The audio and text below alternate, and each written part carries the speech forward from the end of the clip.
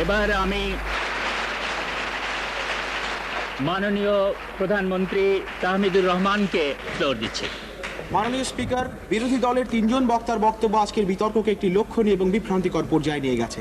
তাদের বক্তব্য থেকে আমরা আশাবাদের তিন অপটু ফেরিওয়ালার ব্যর্থ কণ্ঠস্বরকে শুনতে পেয়েছি। বস্তুত তারা আজকের বিষয়বস্তুটা ব্যাখ্যা করতে ভুল করেছেন। মাননীয় স্পিকার, অনাগত দিনের মানব জাতির আশাবাদী বা নিরাশাবাদী দৃষ্টিকোণ নিয়ে আজকের বিতর্ক নয়। আজকের বিতর্কটি ছিল একটি অবস্থা আশাজনক কি নৈরাশ্যজনক তা নিয়ে। দুর্বৃত্তের অস্ত্রের সম্মুখে একজন বিপন্ন মানুষ শততি আশা করবেন গুলিটি লক্ষ্যভ্রষ্ট হোক, কিন্তু তার এই আশাবাদী প্রমাণ করে না যে অবস্থাটি আশাজনক। সেই মানুষটির সমস্ত অস্তিত্ব জুড়ে আশার বসতি থাকলেও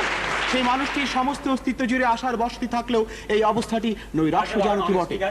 উনি যুক্তি খণ্ডন পর্বে নতুন যুক্তি উপস্থাপন করছেন যা সম্পূর্ণ নিয়ম পরিপন্থী। মাননীয় স্পিকার, উনি তো যুক্তি খণ্ডন করার জন্যই যে এইটা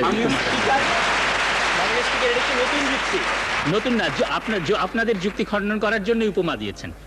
মাননীয় স্পিকার, বিরোধী দলের নেতা বলে গেছেন গ্লোবাল কমিউনিটি বা গ্লোবালাইজেশনের কথা, কিন্তু যে গ্লোবাল কমিউনিটির কথা আমরা বারংবার শুনি, সেই গ্লোবাল কমিউনিটি বা গ্লোবাল ভিলেজ স্পর্শ করে গেছে আমাদের সারফেস অফ রিয়েলিটি বা বাস্তবতার উপরিভাগকে।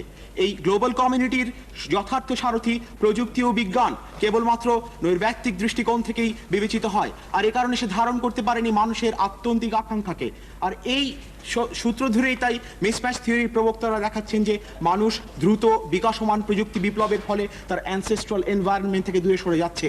নিরাশার বসতিতে মাননীয় বিপ্লব আমাদের শেখালো স্যালভেশন বাই সোসাইটি, কিন্তু বর্তমানে বিশ্ব নেতৃত্বের ভারকান্দে সরে এসেছে ক্যারিশমা থেকে র্যাশনালিটিতে। আর এ কারণেই আমরা দেখতে পেয়েছি এ যুগের পিটার ড্রাকার বলে উঠছেন no more salvation by society.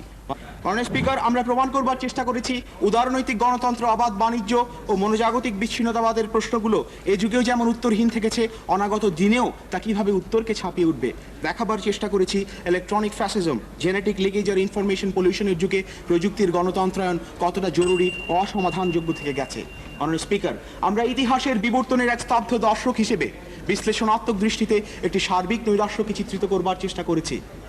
আর এই বিশ্লেষণাত্মক দৃষ্টি আমাদেরকে এই বিশ্বাস জুগিয়েছে যে নীরব বসন্তের প্রথম পাখিটিকে দেখার মানে এই নয় যে উনুনের উষ্ণতার আর দরকার হবে না, কেননা আমরা চেয়েছি এ যুগের দিবসে পরিসংখ্যানের ভারে নিয়োজি উত্তর আধুনিক মানুষ বিকালে বেরিয়ে পড়েন জ্যোতিষীর সন্ধানে, আর রাতে নিমগ্ন থাকেন ইউটোপিয়ান উপন্যাসের পাতায়।